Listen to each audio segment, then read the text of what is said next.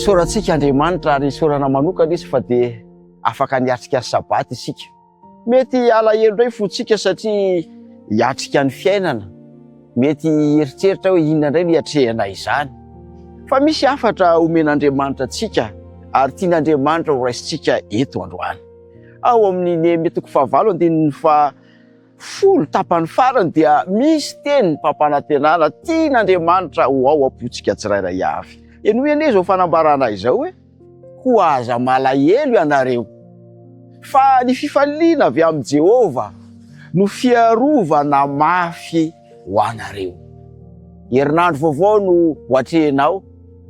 Mety nahafinaritra ny sabata ary nahafaly niaraka tamin'ireo mpiara mivavaka sy mpiara mandeha tany amin'ny fanompona rehetra tany. Matahotra ianao hiatrika ny herinandro, tsarovy fa miara mandeha aminao ny fiarovan'Andriamanitra.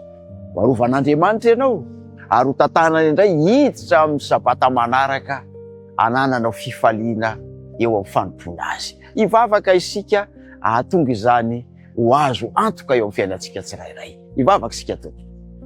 Isaorana ianao Tompo Andriamanitra raha nitahanay ka nanome anay ny sabata. Hiditra amin'ny enemana vaovao izahay. Matoky ny teninao izahay fa ho fiarovana mafy ho anay ny fifaliana avy aminao. Feno fifaliana ny fiainany reto mpanomponao izay miaraka eto izao amin'izao fotoana izao.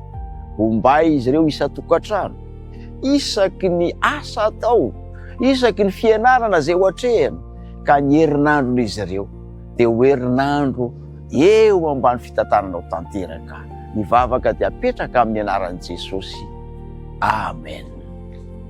Rasoanao indray Tompo.